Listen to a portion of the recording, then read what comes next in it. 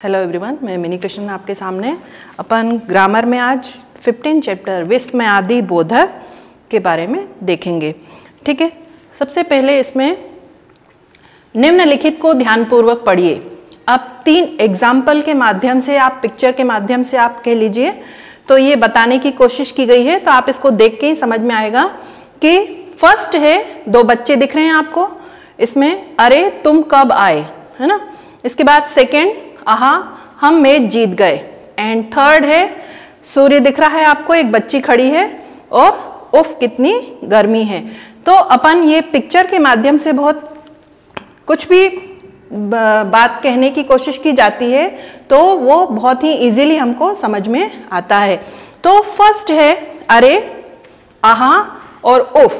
तो ये क्या है, ये इनके मन के भाव जो ये प्रकट कर रहे हैं वो हैं विस्मयादि बोधक शब्द।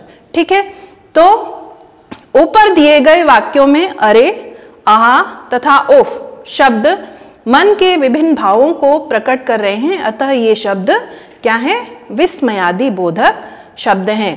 तो आप देख सकते हैं कि ये किस तरह से, कोई जरूरी नहीं है कि अपन ने यही पिक्चर लेना है या इसी के एग्जाम्पल से अपन को समझ में आएगा।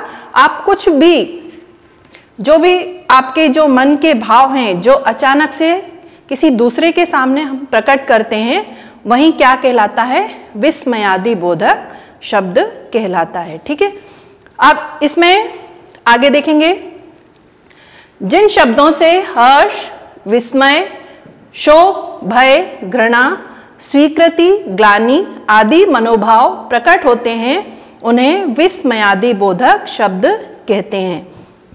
ठीक है, अब विस्मयादि बोधक शब्दों के पश्चात विस्मयादि बोधक चिन्ह। आपने देखा होगा कि अपन जब विस्मयादि बोधक शब्द का यूज करते हैं या सेंटेंस बनाते हैं, तो उसमें जब हम कोई सेंटेंस बनाते हैं, ठीक है, तो उसमें सेंटेंस के बाद में लास्ट में हम विस्मयादि बोधक चिन्ह का यूज करते हैं। अगर हमने वो विस्मयादि बोधक शब्द की शुरुआत स्टार्टिंग में ही होती है हमेशा, आपने देखा, अपन ने जैसे ये एग्जाम्पल के माध्यम से देखा, स्टार्टिंग में ही इसका यूज किया गया है और उसके बाद में जो चिन्ह है, आपको सभी को मालूम है कि विस्मयादि बोधक का चिन्ह ये है। और इसके बाद में जो भी हम सेंटेंस बनाते हैं, जैसे अगर वो क्वेश्चन मार्क है तो आप देखेंगे, क्योंकि क्वेश्चन कर रहे हैं, अरे वो बच्ची उस बच्चे से क्वेश्चन कर रही है कि अरे तुम कब आए। तो कब आए मीन्स एक प्रश्न पूछ रही है वो, तो ये क्या है, क्वेश्चन मार्क। ठीक है, इसके बाद में आहा हम मैच जीत गए। अब खुशी के कारण जो बच्चों के मन में जो भाव उठे कि आहा, है ना, उसके बाद में विस्मयादि बोधक का चिन्ह यूज किया गया। इसके बाद में ये बच्ची सूर्य के से उससे रोशनी डायरेक्ट उसके पास जा रही है, तो ये क्या है, बता रही है कि कितनी गर्मी है, तो इसमें काय का यूज किया गया है, उफ। तो आपने तीनों में देखा कि जब विस्मयादि बोधक चिन्ह का स्टार्टिंग में यूज किया गया और उसके बाद में चिन्ह तुरंत लगाया गया और उसके बाद में जो सेंटेंस है उसके अकॉर्डिंग लिखा गया। ठीक है, तो इसी तरह से आपको एग्जाम में अगर पूछा जाता है तो इसी तरह से आपको बनाना है और इसका यूज करना है। ठीक है, इसके बाद में आता है, इसकी डेफिनेशन इस तरह से बन जाती है कि जिन शब्दों से हर्ष, विस्मय, शोक, भय, घृणा, स्वीकृति, ग्लानि आदि मनोभाव, मीन्स ये सारे हमारे जो मन के भाव हैं जो कि अचानक से किसी दूसरे के सामने प्रकट हो जाते हैं। ठीक है, तो वो क्या है, विस्मयादि बोधक शब्द है। इसके बाद में विशेष, इसमें विस्मयादि बोधक शब्दों के पश्चात विस्मयादि बोधक चिन्ह अवश्य लगाया जाता है। मैंने जस्ट आपको बताया, जैसे अपन ने कोई भी सेंटेंस बनाया और उसमें अगर अपन विस्मयादि बोधक का यूज नहीं करते हैं तो सेंटेंस पूर्णतः गलत होगा। ठीक है, अगर आपने इसके बाद में विस्मयादि बोधक शब्द प्रायः वाक्य के प्रारंभ में प्रयोग किए जाते हैं, वो भी मैंने अभी आपको बताया कि जैसे हम कोई भी सेंटेंस लिख रहे हैं, विस्मयादि का यूज कर रहे हैं, तो जैसे 10 मनोभाव हैं आपके बुक में, तो इसमें से अपन कोई भी सेंटेंस बना रहे हैं तो इसमें विस्मयादि बोधक चिन्ह उसके जस्ट बाद में लगाना है और उसके बाद में जो सेंटेंस है उसको कंटिन्यू करना है। ठीक है, इसके बाद में आता है मन के विभिन्न भावों को प्रकट करने वाले कुछ विस्मयादि बोधक शब्द इस प्रकार हैं। ये 10 दिए हुए हैं आपके बुक में। तो फर्स्ट है हर्षबोधक। अब जैसे हर्षबोधक अपन ने कोई भी सेंटेंस इसका बनाया और इसमें आपको मालूम होना चाहिए कि कोई सेंटेंस एग्जाम में पूछा गया है और आपको मालूम होना चाहिए कि ये हर्षबोधक विस्मयादि बोधक का प्रयोग किया गया है इसमें। तो इसमें अपन को इजीली समझ में आएगा इन चारों में से आहा, आहा, वाह वाह और धन्य, ये 4 में से कोई एक यूज करके आपको उस सेंटेंस को बनाना है। ठीक है, इसके बाद में विस्मयादि बोधक। विस्मयादि में हे, अरे, ओह और ओहो, बाप रे बाप। ठीक है, ये शब्द आपको यूज करके इसमें विस्मय बोधक शब्द का प्रयोग करते हुए सेंटेंस को बनाना है। इसके बाद में आता है शोक बोधक। शोक बोधक से ही समझ में आता है कि जैसे कोई दुख हो, है ना, उस समय हम इसका प्रयोग पूर्णतः करते हैं। तो हाँ, ओ, आह, हाय आदि। ठीक है, अब इसके बाद भय बोधक, जैसे बापरे, उई, माँ आदि, ये सब क्या है, भय बोधक है। इसके बाद घृणा बोधक। घृणा में थू, धत, छी छी, धिक्कार है आदि। ये सेंटेंस इसको यूज करके सेंटेंस को बनाना है। ठीक है, इसके बाद में आता है स्वीकृति बोधक।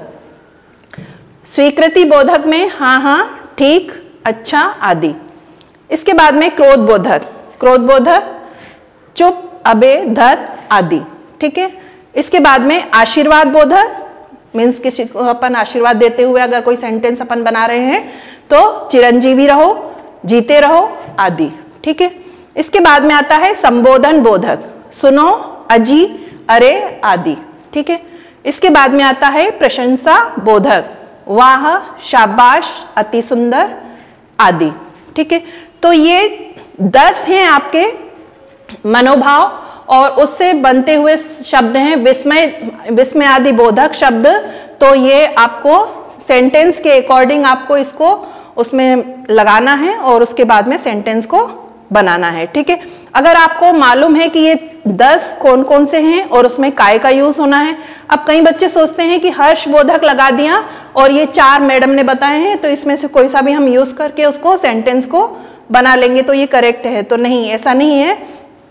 ये सेंटेंस पे डिपेंड करता है कि सेंटेंस किस टाइप का है और इसमें कौन सा इन चारों में से यूज होना चाहिए, तो ही आप इजीली बना पाएंगे, अन्यथा आपको प्रॉब्लम हो सकती है। तो इसी तरह से ध्यान में रखना है और बहुत सिंपल है और आप इजीली इसको बना पाएंगे। इसके बाद में आता है विशेष। कभी कभी क्या होता है कि संज्ञा, सर्वनाम, विशेषण और क्रिया शब्दों का प्रयोग भी विस्मयादि बोधक के रूप में किया जाता है। जैसे संज्ञा शब्द है, अब यहाँ पे भगवान का नाम लिखा हुआ है, अपन अपना भी नाम लिख सकते हैं किसी का भी, तो संज्ञा शब्द में कोई भी व्यक्ति का नाम आ सकता है। तो इसमें शिव, राम आदि का उल्लेख है। इसमें विशेषण सावधान, सुंदर, जो भी विशेषता बताई है उस सेंटेंस में उसके अकॉर्डिंग, है ना, अपन ले लेंगे उसमें से। और इसके बाद में सर्वनाम, कैसा है, क्यों है, क्या है आदि, ये सर्वनाम के अंतर्गत आएगा। इसके बाद में क्रिया जो भी क्रिया उस सेंटेंस में की जा रही है, जो भी कार्य किया जा रहा है उस सेंटेंस में, वो क्रिया के अंतर्गत आएगी। ठीक है, तो जैसे हट, जा, बचाओ आदि। ठीक है, अब आगे विस्मयादि बोधक शब्दों के अन्य प्रयोग। जैसे आपको 10 जो मनोभाव बताए थे मैंने, ये हर्ष बोधक से लेकर प्रशंसा बोधक। अब इसमें से सारे में एक एक सेंटेंस आपको एग्जाम्पल के माध्यम से बता के समझाने की कोशिश की गई है। तो जैसे फर्स्ट है हाँ, के बाद में आप देख रहे हैं विस्मयादि बोधक शब्द का प्रयोग किया गया है और उसके बाद में सेंटेंस को कंटिन्यू रखा गया है। तो हाँ के बाद में विस्मयादि बोधक का चिन्ह लगाना है और फिर मैं अवश्य जीत जाऊंगा, और कोई भी सेंटेंस बना सकते हैं आप। ठीक है, हर्षबोधक का। इसके बाद में सेकंड आता है खबरदार। खबरदार के बाद में विस्मयादि बोधक शब्द का यूज हुआ है, जो मेरी चीजों को हाथ लगाएगा, मीन्स चेतावनी दे रहा है कि उसकी वस्तु को कोई भी हाथ नहीं लगाए। ठीक है, इसके बाद में थर्ड, हे राम के बाद में विस्मयादि बोधक का चिन्ह, हम सबकी रक्षा करो। इसके बाद में फोर्थ है सुनो के बाद में विस्मयादि बोधक चिन्ह है, आज शाम तुम क्या कर रहे हो, मीन्स क्वेश्चन कर रहा है, तो आपको सेंटेंस से ही पता चलेगा कि ये क्वेश्चन किया जा रहा है। तो लास्ट में काय का यूज करना है आपको, प्रश्नवाचक का, ठीक, प्रश्नवाचक चिन्ह का यूज करना है। आप ये छोटी छोटी गलतियां आप लोग करते हैं एग्जाम में, विशेषकर जैसे कि विस्मय आदि का आप सेंटेंस बना रहे हैं, तो जैसे विस्मय आदि का कोई भी जो 10 मनोभाव हैं उसको लिखने के बाद में आपको विस्मय आदि बोधक का चिन्ह लगाना है। उसके बाद में सेंटेंस के अकॉर्डिंग आपको कहाँ पे कौन सी मात्रा लगानी है उसका आपको विशेषकर ध्यान रखना है। इसके बाद में सिक्स्थ है क्यों, मीना से जरा सा काम भी नहीं हो सकता। क्यों के बाद में आप देख रहे हैं विस्मय आदि बोधक का प्रयोग, विस्मय आदि बोधक चिन्ह का प्रयोग किया गया है। इसके बाद में नेक्स्ट है 7, धत, सारे काम का सत्यानाश कर दिया। अब धत के बाद में देख रहे हैं आप विस्मय आदि बोधक का प्रयोग किया गया है। इसके बाद में नेक्स्ट है बचाओ बचाओ नरेश मुझे मार रहा है।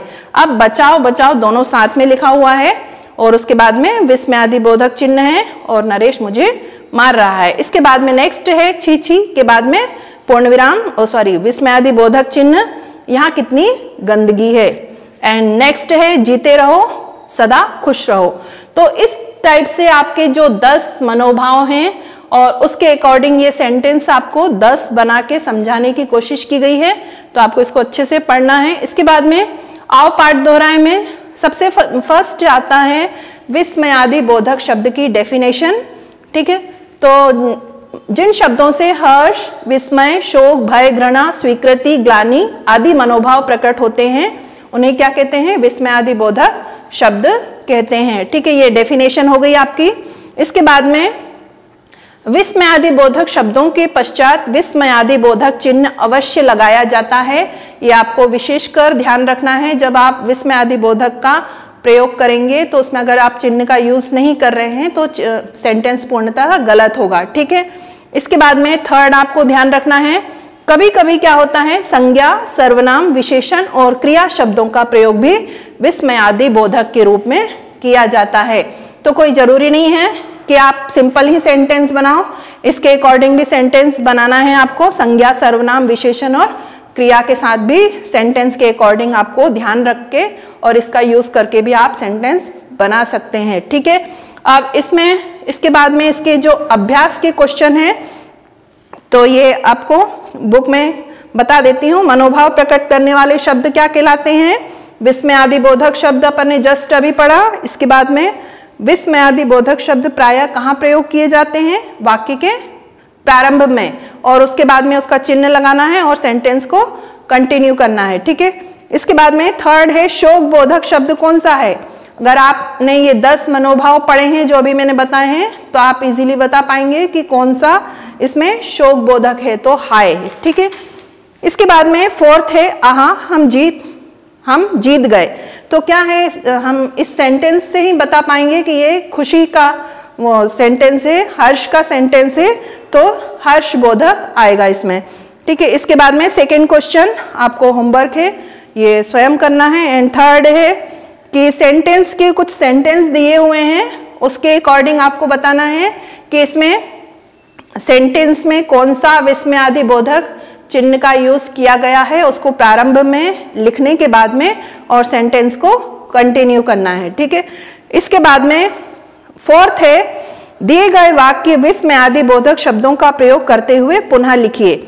और इसमें भी आपको करना है कि सबसे पहले विस्मय आदि बोधक चिन्ह का यूज करना है और उसके बाद में सेंटेंस को कंटिन्यू करना है। इसके बाद में एक लास्ट क्वेश्चन दिया हुआ है कि दिए गए विस्मय आदि बोधक भावों का वाक्यों में प्रयोग कीजिए। जैसे कोई से भी 2 सेंटेंस, 4 सेंटेंस या 5 सेंटेंस आपको एग्जाम में दे दिए जाएंगे और उससे आपको सेंटेंस बनाना है। ठीक है, तो आप इजीली बना पाएंगे। तो ये अपना विस्मय आदि बोधक शब्द का चैप्टर यहीं पर आज कंप्लीट होता है। अगला चैप्टर अपन अगली कक्षा में कंटिन्यू करेंगे। धन्यवाद।